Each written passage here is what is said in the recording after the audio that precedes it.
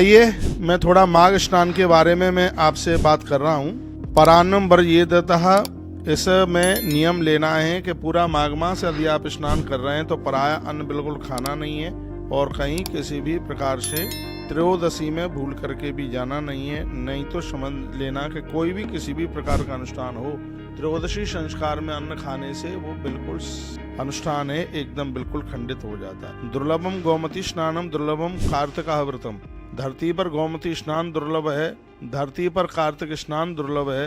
ब्राह्मणेभ्यो मही दत्वा, ब्राह्मणों को धरती का दान देना भी बड़ा मुश्किल है। ग्रहणी चंद्र सूर्य योग ग्रहण के समय में कुरुक्षेत्र में पहुंचना ये भी बहुत ज्यादा दुर्लभ है। तो उसी प्रकार से जीवन में माघ स्नान भी अपने आप में है।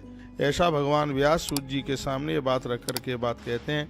तिलदानम नदी स्नानम सर्वदा साधु दर्शनम, इस पूरे महीने में आप तिल का दान करें, नदियों का स्नान करें। महापुरुषों का यदि आपसे बन जाए तो महापुरुषों का सानिध्य 1 महीने के लिए प्राप्त करें। माघ स्नान करने के लिए प्रयाग में जावें और दूसरा मथुरा क्षेत्र में भ्रमण करें। मथुरा क्षेत्र में माघ मास में उसकी बहुत बड़ी महिमा का वर्णन किया है। मौनी पलास भोजीचा जल स्नानी सदाक्षमी, इस पूरे महीने में कुछ घंटों का मौन रहें तो बहुत ज़्यादा बढ़िया है। पलास के पत्तियों पर ही, पलास की पत्तलों पर ही भोजन या फलार करें। जल स्नाई, जल में स्नान भोर में करें और धरती पर बिस्तर लगाएं, धरती पर सोएं।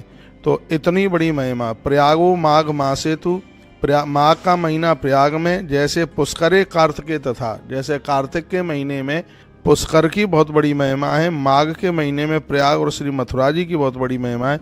अवंती माधवे, वैशाख के महीने में अवंतिका उज्जैन की बहुत बड़ी महिमा है।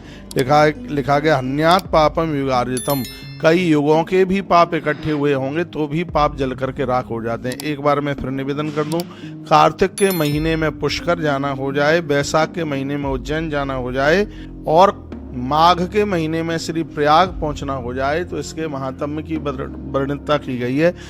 एक जन्म के नहीं पूरे युग के इकट्ठे होने वाले अपराध समाप्त हो जाते हैं। इतनी बड़ी महिमा माघ मास में श्री प्रयाग जाने की और मथुरा जाने की इतनी बड़ी महिमा है। धन्यास्ते मानवा लोके कलिकाले विशेषता, कलयुग में वो लोग बड़े धन्य हैं जो माघ मास को इतनी बड़ी महिमा उसकी समझते हैं और अपने पूर्वजों के निमित्त पूरा महीने भर तक वो स्नान करते हैं और कल्पवास करते हैं। और यह महीना पूरा का पूरा नदियों के किनारे पर निकलता है। जो वानप्रस्थी लोग हैं, घर के कार्यों से जो फुर्सत हो गए हैं, उन्हें अपने लिए और अपने पितरों के लिए, पूर्वजों के लिए ऐसा कुछ बिल्कुल जरूर करना चाहिए। किसी से लड़े नहीं, किसी से झगड़े नहीं। जन्म कोटिस विप्रेन्द्र न तेषाम कमलाग्रहे, वर्णन किया गया है कि करोड़ों जन्मों के पापों को जलाता हुआ वह जीव कमलाग्रहे यानी लक्ष्मी के घर को, लक्ष्मी नारायण के घर को ही प्राप्त होता है। इतनी बड़ी महिमा इस महीने की है। तुलसी पत्र लक्षेण, तुलसी पत्र, इस पूरे महीने में तुलसी पत्र भगवान को चढ़ाइए, भगवान सालराम को तुलसी पत्र चढ़ाइए।